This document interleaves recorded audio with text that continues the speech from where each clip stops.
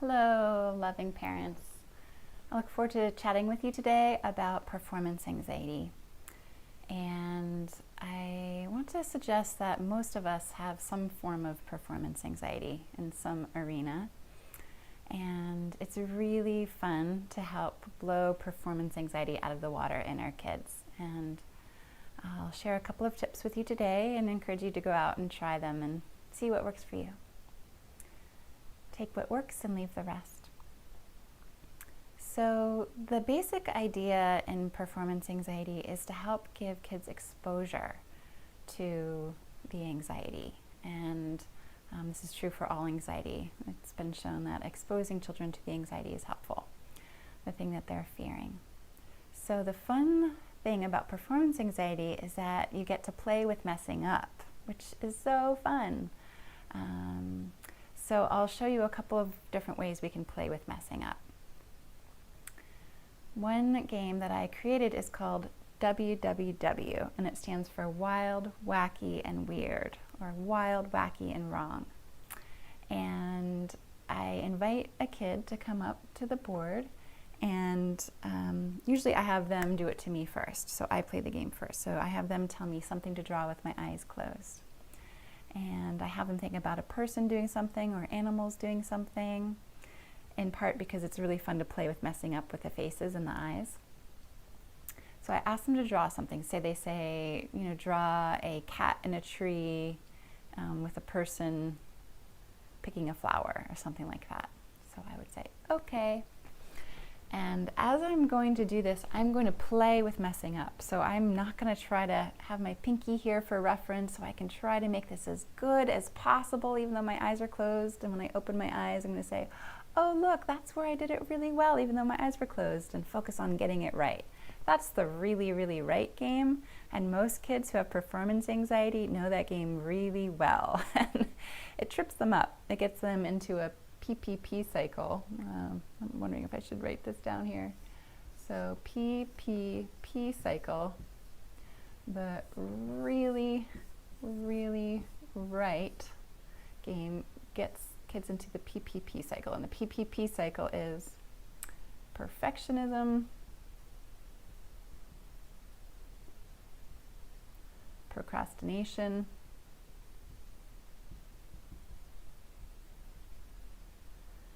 and paralysis. There's a lot written about this on the internet. If you want to go and check it out, you can look it up. Perfectionism, procrastination, paralysis. If I really want something to be perfect, I'm gonna have all of this anxiety built up around it that I'll wait until the last minute. That's the procrastination part. And then all of a sudden it's the night before it's due and I'm paralyzed because I'm overwhelmed because I really want it to be perfect, but I don't have enough time to have it be perfect because I've procrastinated for so long. And it just continues the anxious cycle, delaying because I want to get it really, really right. So I would not recommend focusing on getting things really, really right when you play this WWW game. I'm going to use this. I'm going to do something wacky, wild, and weird and use my shirt to erase because my eraser is really far away. So instead of focusing on doing things really, really right, we're going to focus on a game called Wild, Wacky, and Wrong. Wild, wacky, and wrong. And hoping to get some laughter going so kids can start laughing about their mistakes instead of feeling tension about their mistakes. And we see this in very, very young kids and 3-year-olds and 4-year-olds when they start trying to draw their letters. They won't draw it unless it's perfect, and they'll take 20 pages of paper in order to try to get their letters correctly, and they'll cry and get really upset, and parents will often hover over and try to help them get it really, really right. And it just leads to more anxiety. Continues the anxiety cycle. So this is what I would do if a kid asked me to draw a tree with a cat and a person picking a flower. Okay, here's my tree. And here, let's see, a different color for my cat is in the tree. Here's the head. Here are the ears. Here's the cat body, the cat feet, 2, 3, 4, and the cat tail. And then I'm going to make the cat's eyes in a different color. Here's the 2 eyes, and the nose, and the mouth, and the whiskers. And then here is my person off to the side. Here's the eyes, and the nose, and the mouth. And here's the hair. And here's the flower that they're picking down here. Here's the leaf. And then I'm going to open my eyes and look at it and laugh and be excited about all the ways it was wild, wacky, and wrong. Whoa! Look, this is super cool. The nose was totally off the face. That was super wild, wacky, and weird. That was awesome. And then you celebrate the places where it was wild, wacky, and weird instead of saying, oh, look, this tree was pretty good. That's the really, really right game, and we want to avoid the really, really right game because they're going to get the really, really right game all day long in their school and with their friends and with their siblings that are going to make fun of them for getting things a little bit weird or a little bit wrong. So we want to focus on getting things really, really right. So that's the wild, wacky, and wrong game. And then I encourage you to have your child close their eyes and draw something that you encourage them to draw. Again, it's really fun to use faces and laugh at the faces that are there. And if a child is about to go to a play and they're really, really worried about getting their lines memorized correctly, I encourage you to have them stand up there and then in your living room or on the couch or something and play wild, wacky, and weird with them. So you can either call out ways that they can do their lines wild, wacky, and weird. For instance, reading them really, really fast or reading them way too slow, like this. Or every once in a while adding in the word horse. Just randomly adding in like a weird word every once in a while. And laughing, and just as the audience member, laughing and clapping and saying, yay, you got it, WWW, and celebrating the mess ups. And if they're really anxious about a spelling test, then have them take 60 seconds to spell the first 5 words as creatively as possible. If they're having a hard time starting their homework because of the PPP cycle, the perfectionism that's paralyzing them, then you can have them do the first homework question wild, wacky, and weird, as wild, wacky, and weird as possible. I also like to have a time limit. Say, I'm going to give you 60 seconds to come up with as many ideas as you can, but you only have 60 seconds, and that time pressure helps to circumvent that procrastination because there's a time limit, there's a deadline. You only have 60 seconds, or you only have 5 minutes to do 10 problems. See how many you can get. So just to help them circumvent that paralysis that comes from the perfectionism and the procrastination. And just adds a little bit of fun and lightness to it. So another way that you can play with perfectionism is in winning. A lot of kids who have a perfectionist streak like to win, and they have a really hard time with losing. And so this game comes from Patty Whiffler's work with Hand in Hand Parenting, one of my mentors. Lots of beautiful ideas on her website, handinhandparenting.com, probably also .org. And this way of working with winning and losing is super fun. I've had a lot of parents that are a little bit nervous about trying this out, but those who have tried it found great benefits. So whether it's a card game or a board game, the idea is when you as the parent lose, you play with being a really sore loser. A couple things that this does. This is an externalization of the child's anxiety, so we plop the anxiety out of the kid into the parent so the kid can see it at a distance and begin to work with it a lot better. the kid will usually try to coach the parent or be like, it's not that big of a deal, or it's not the end of the world. And that's what we want, because now the kid is being the teacher, and the best way to learn is to teach something. So we're externalizing the anxiety, and we're also playing with the anxiety. This is also something called play listening from Hand in Hand Parenting and Patty Whiffler's work. And play listening is when the parent is the goofy and competent one. So in this case, goofy and competent in terms of dealing with losing. The parent is not dealing well with losing. They're goofy and incompetent and haven't mastered the art of being a good sport yet. And that tends to bring in laughter in the child, which often releases the tension that's there, which can drive the anxiety. So it's an opportunity to help the child offload some of their tension playfully. And it would look something like this. It's really great to be a little bit over dramatic and to use your body, because anxiety is held in our bodies. So let your body shake and tremble and tense your muscles.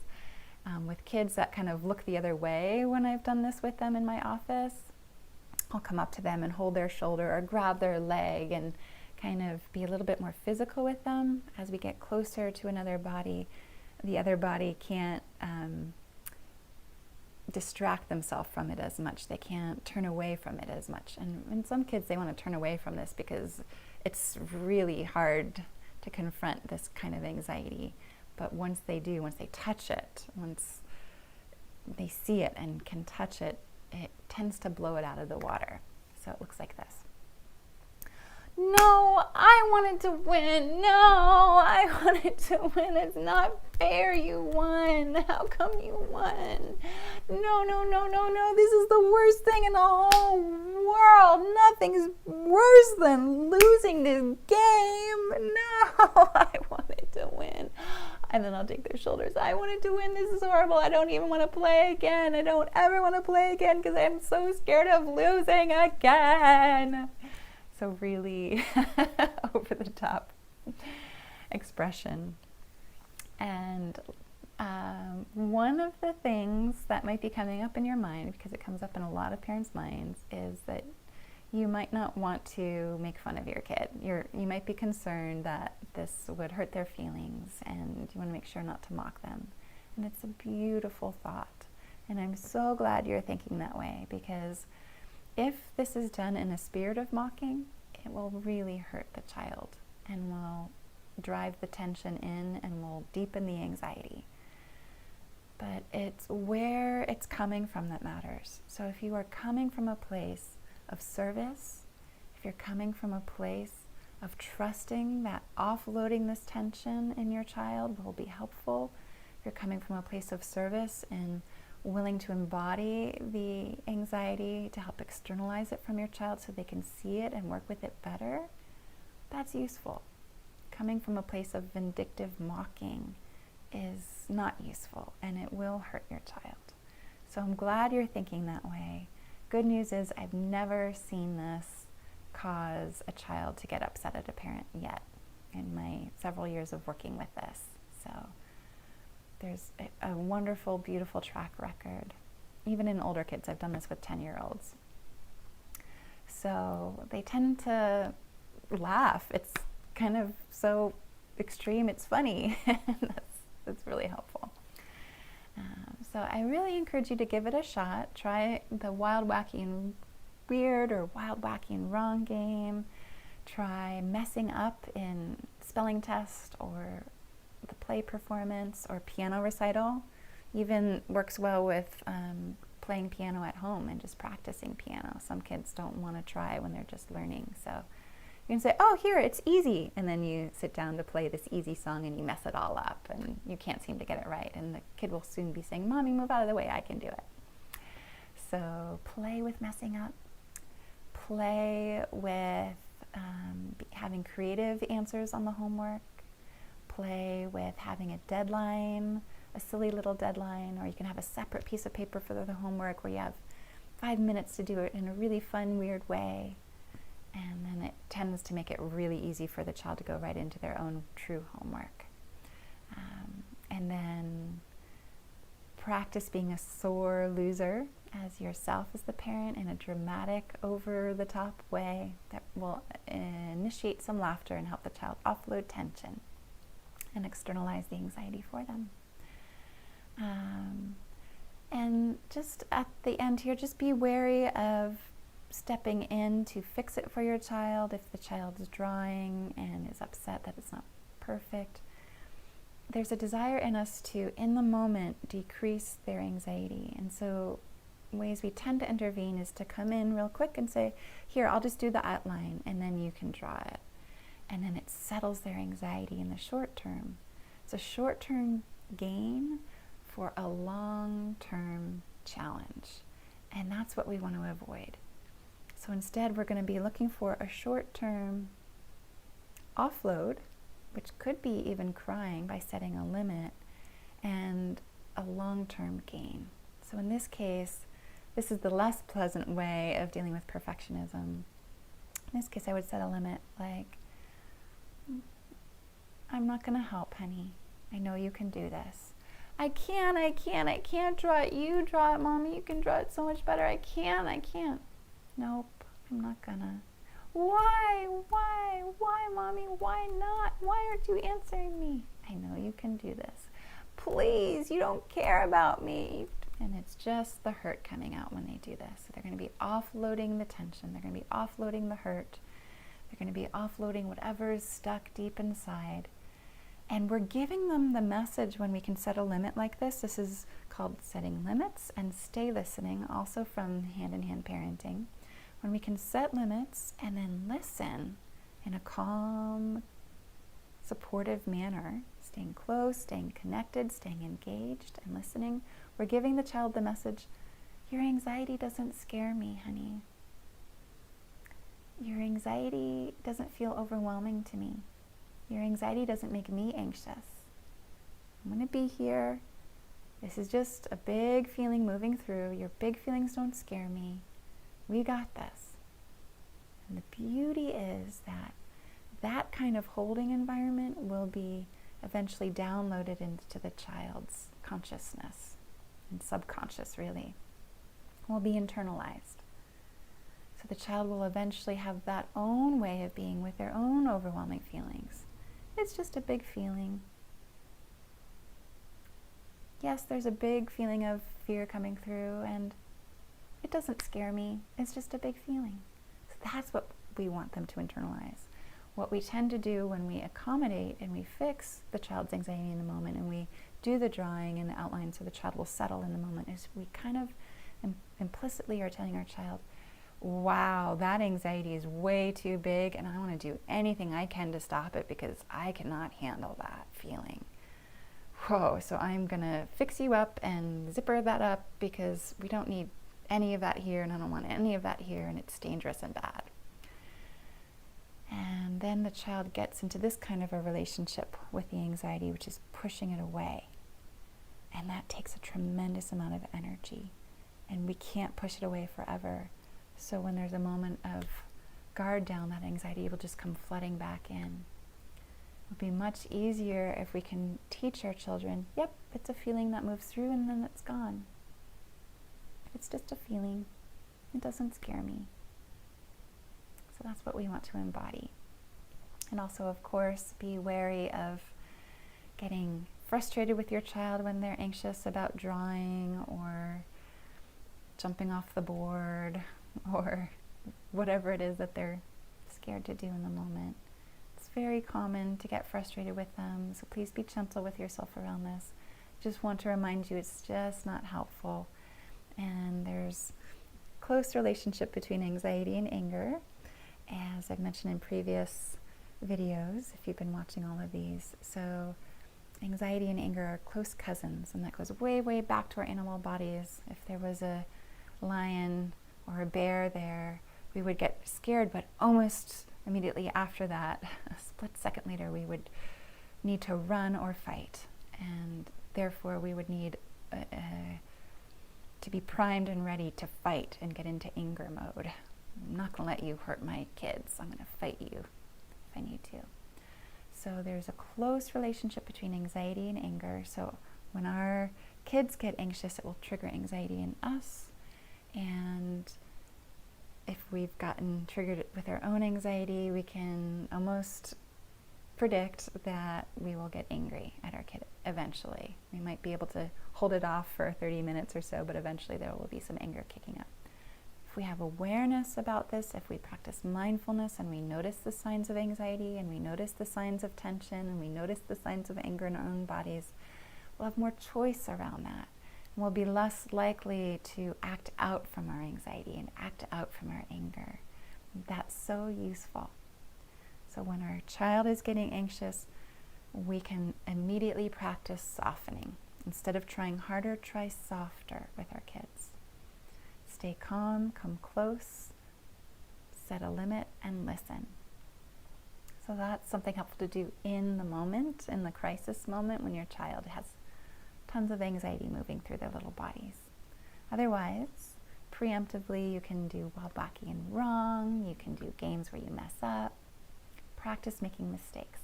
Mistakes are an important, essential part of the learning process. We can't learn unless we mess up. And I'll leave you with this quote. I'll see if I can remember it, by Savas, I think it's Dimopoulos. He's a particle physicist from Stanford University, and has created incredible experiments to get to know more and more about tiny, tiny, tiny little particles of atoms. And he says that the biggest secret to success is failure. And I think I'm messing this up. Wait, let me think real quick.